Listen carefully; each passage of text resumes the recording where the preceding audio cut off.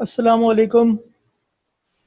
Accounts receivable आज का हमारा टॉपिक है। अकाउंट्स रिसीवेबल क्या होते हैं? अकाउंट्स रिसीवेबल वो हमारे कस्टमर्स होते हैं जिन्होंने हमसे उधार पर सामान खरीदा होता है। ये वो हमारे कस्टमर्स होते हैं जिन्होंने हमसे उधार पर सामान खरीदा होता है और हमने उनसे कुछ अमाउंट रिसीव करनी होती है।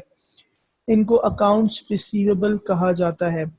अकाउंट रिसीवेबल हमारे कस्टमर्स होते हैं जिनसे हम जिनको हम क्रेडिट पर या उधार पर सामान बेचते हैं और हमने उनसे कुछ अमाउंट वसूल करनी होती है। यहाँ पर अगर हम बीकॉम पार्ट वन के अकाउंट रिसीवेबल की बात करें तो इसमें नाम तो इस चैप्टर का अकाउंट्स रिसीवेबल है, लेकिन इसमें जो मेनली काम करवाया जा रहा है, स्टूडेंट से जो क्वेश्चन पूछा जाता है वो अलाउंस फॉर बैड डेट्स की कंप्यूटेशन के हवाले से बात होती है। नॉर्मली जो सवाल आता है, तकरीबन 70 to 80% जो क्वेश्चन आ रहा होता है उसमें पहले तो वो आपसे जर्नल एंट्रीज बनवाता है। उसके बाद फिर मज़ीद वो आपसे जो है वो आपको कहता है कि फिर आप कुछ मेथड्स लगाएं और मेथड्स लगाकर जो है आप अपने सवाल को कंप्लीट करें। अकाउंट रिसीवेबल का जो चैप्टर है इसमें दो मेथड्स अप्लाई होते हैं। दो मेथड्स हैं यहाँ पर। पहला मेथड कहलाता है बैलेंस शीट अप्रोच। पहला मेथड है बैलेंस शीट अप्रोच और आपका सेकंड मेथड है इनकम स्टेटमेंट अप्रोच। दूसरा मेथड है इनकम स्टेटमेंट अप्रोच। तो ये दो मेथड्स आपके जो हैं वो पूछे जाते हैं। वो क्या होते हैं उनको हम फिर डिस्कस करेंगे इस वीडियो में। हम अकाउंट्स रिसीवेबल के हवाले से जो एंट्रीज पूछी जा रही हैं उनको हम थोड़ा सा डिस्कस करेंगे कि किस तरह एंट्रीज, क्योंकि नॉर्मली जो सवाल आते हैं उसमें एंट्रीज के हवाले से वो बात कर रहा होता है। तो पहले हमने अपनी एंट्रीज को डिस्कस करना है। एंट्रीज बहुत सिंपल है और वो ये वही नॉर्मल एंट्रीज हैं जो कि वक्तन फ़वक्तन अगर आपने इंटर कॉमर्स किया है तो वहाँ पर भी पढ़ी होंगी, और ये चीज़ें नॉर्मली स्टूडेंट जो कॉमर्स का स्टूडेंट है वो इन एंट्रीज को देखता रहता है। लेकिन क्या होती हैं एंट्रीज, इनको हम उन पे हम एक नज़र डालते हैं। सबसे पहले तो यहाँ पर एंट्री बनती है वो बनती है आपकी क्रेडिट सेल की। क्रेडिट सेल्स क्रेडिट सेल्स की जब एंट्री पास करते हैं वो हम बनाते हैं, हम अपने अकाउंट्स रिसीवेबल को डेबिट करते हैं और हम सेल्स को क्रेडिट कर देते हैं। हम क्रेडिट सेल्स की हम क्या एंट्री पास करते हैं? हम अकाउंट्स रिसीवेबल को डेबिट करते हैं और हम क्रेडिट सेल्स को क्रेडिट कर देते हैं।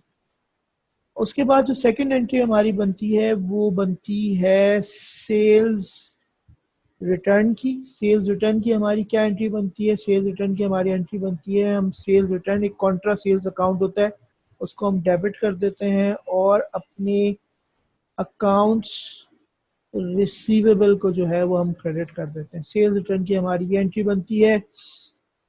फिर सेल्स डिस्काउंट की अगर वो आपसे एंट्री मांगता है, सेल्स डिस्काउंट आपका एक एक्सपेंस होता है।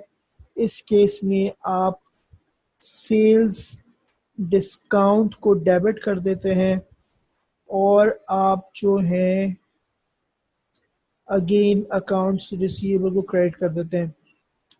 पहली एंट्री अगर हम देखें तो इसमें हमने, क्योंकि अकाउंट रिसीवेबल को डेबिट किया था, एसेट हमारा बढ़ा था तो हमने उसको डेबिट किया था। इन दो लास्ट एंट्रीज में हमारा एसेट कम हो रहा है। डिस्काउंट के केस में भी रिसीवेबल कम हो रहा है और रिटर्न के केस में भी रिसीवेबल कम हो रहा है। इस वजह से हम उसको क्रेडिट साइड पे लेके जा रहे हैं।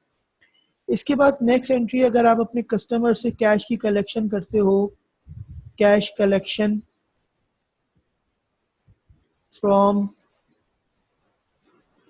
कस्टमर्स, अगर हम कैश कलेक्शन करते हैं कस्टमर से तो उसके लिए फिर जो हम एंट्री पास करते हैं, हम कैश को डेबिट करते हैं, एक हमारा एसेट अकाउंट डेबिट हो जाता है और उसके अगेंस्ट हम अपने अकाउंट्स रिसीवेबल को क्रेडिट कर देते हैं। तो ये हमारी कैश कलेक्शन फ्रॉम कस्टमर्स की एंट्री बनती है। अच्छा, इसी तरह बाज़ दफ़ा ये होता है कि हमें अपने कुछ कस्टमर्स को राइट ऑफ करना पड़ता है। राइट ऑफ का की टर्म यहाँ पे बहुत यूज होती है। राइट ऑफ का मतलब ये होता है कि ये वो कस्टमर्स होते हैं जो पैसा आपको नहीं दे पाते या पैसा नहीं देने की पोजीशन में होते हैं, बैंकरप्ट हो जाते हैं, दिवालिया हो जाते हैं, या कुछ फ्रॉड की नीयत होती है उनकी, वो आपको पैसा नहीं देते, तो हम उनके अकाउंट को पहले तो पूरी कोशिश करते हैं किसी तरह कलेक्शन हो जाए, और कलेक्शन नहीं हो पाती तो फिर हम उनके अकाउंट को राइट ऑफ कर देते हैं। राइट ऑफ की दो एंट्रीज बनती है। पहली एंट्री बनती है डायरेक्ट राइट ऑफ की। पहली एंट्री हमारी बनती है डायरेक्ट राइट ऑफ की। डायरेक्ट राइट ऑफ में आप क्या करते हो? डायरेक्ट राइट ऑफ में आप जो है वो डायरेक्टली एक एक्सपेंस रिकॉर्ड कर देते हो जिसको कहते हैं बैड डेट्स एक्सपेंस। इसको आप डेबिट कर देते हो और डायरेक्टली आप जो है अपने अकाउंट्स रिसीवेबल को क्रेडिट करके ख़त्म कर देते हो। ठीक है, ये डायरेक्ट राइट ऑफ होता है। दूसरा राइट ऑफ क्या होता है? दूसरे राइट ऑफ में, जिसको हम प्रोविजन के थ्रू राइट ऑफ करना कहते हैं या अलाउंस के थ्रू राइट ऑफ करना कहते हैं, इस राइट ऑफ में हम एंट्री बनाते हैं। ये नॉर्मल रिटर्न ऑफ की एंट्री होती है। इस रिटर्न ऑफ की एंट्री में आप क्या करते हैं? इस रिटर्न ऑफ की एंट्री में आपके पास एक अलाउंस फॉर बैड डेट्स का अकाउंट मौजूद होता है। ये कॉन्ट्रा एसेट कहलाता है। कॉन्ट्रा एसेट वो एसेट होते हैं जो आपके एसेट की वैल्यू को कम करते हैं, तो ये कॉन्ट्रा एसेट है। ये एक अकाउंट हम ओपन करते हैं। बाद में डिटेल में डिस्कस करेंगे कि अलाउंस फॉर बैड डेट जो है वो क्यों बनता है और कैसे बनता है।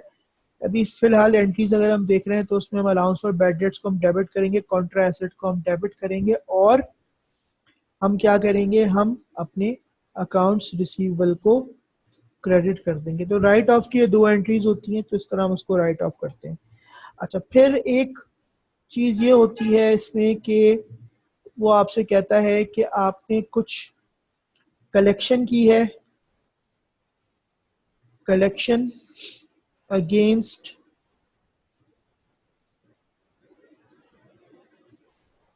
प्रीवियसली रिटर्न ऑफ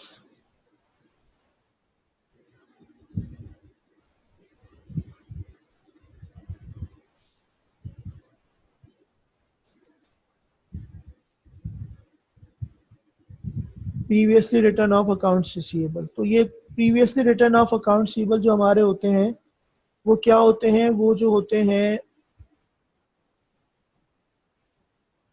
यानी ऊपर वाली एंट्री में अगर हमने एक अकाउंट रिसीवेबल को राइट ऑफ किया है तो अब हो सकता है कि वो अकाउंट्स रिसीवेबल जो है उसने हमें पैसे रिटर्न कर दिए हैं। ठीक है, अगर वो अकाउंट रिसीवेबल को हमने राइट ऑफ किया है तो उस अकाउंट रिसीवेबल ने हमें पैसे रिटर्न कर दिए हैं किसी तरह से, या उसमें पूरी पेमेंट कर दी है या पार्शियल पेमेंट की है, कुछ भी किया है। तो ऐसी सूरत में जो मैंने ऊपर एंट्री पास की थी, allowance for bad debts debit और अकाउंट रिसीवेबल को जो मैंने क्रेडिट किया था, इस एंट्री को मैं रिवर्स कर दूंगा। इस एंट्री को मैं रिवर्स कैसे करूंगा?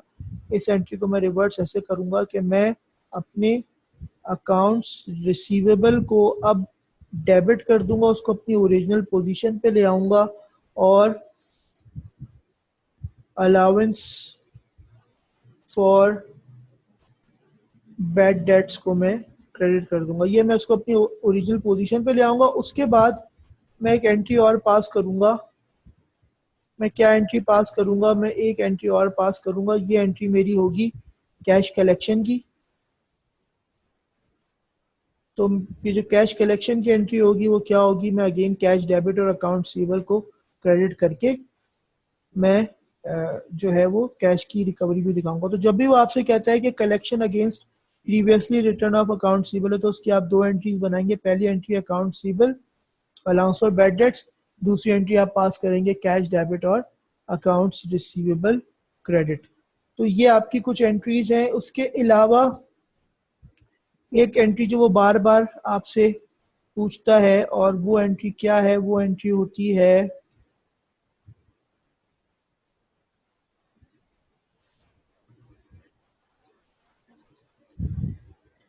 वो एंट्री जो आपसे पूछ रहा होता है वो एंट्री आपसे नॉर्मली पूछता है कि accounts receivable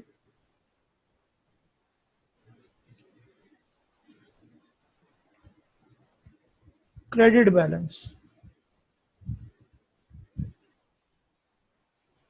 accounts receivable credit balance. Accounts receivable credit balance का मतलब ये होता है कि बाज़ दफ़ा आप अपने कस्टमर से ओवर पेमेंट जो है वो ले लेते हैं, आपको उन्होंने कम पैसे देने होते हैं, किसी वजह से आपके पास जो है वो अमाउंट ज़्यादा आ जाती है, तो आपके अकाउंट रिसीवेबल का जो नॉर्मली डेबिट बैलेंस होता है वो क्रेडिट में कन्वर्ट हो जाता है।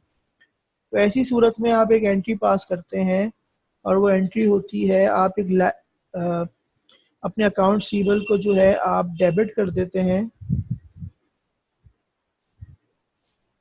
और एक लायबिलिटी बुक कर देते हैं जो कहलाती है एडवांस फ्रॉम कस्टमर। तो ये आप एक एंट्री पास करते हैं, आप अपने एसेट को डेबिट कर देते हैं और एक लायबिलिटी एडवांस फ्रॉम कस्टमर के नाम से जो है उसको आप क्रेडिट कर देते हैं। तो ये कुछ मोटी मोटी एंट्रीज हैं उसके जो कि हमने इस चैप्टर में बनानी होती हैं। तो अगर वो एंट्रीज आपसे पूछता है तो मैक्सिमम ये एंट्रीज हम बना रहे होते हैं। फिर इसकी दो अप्रोचेज हैं, इनको हम बाद में डिस्कस करेंगे, दूसरे वीडियो में डिस्कस करेंगे। तो आई होप आपको ये एंट्रीज जो हैं अकाउंट्स रिसीवेबल के हवाले से समझ आ गई होंगी। शुक्रिया।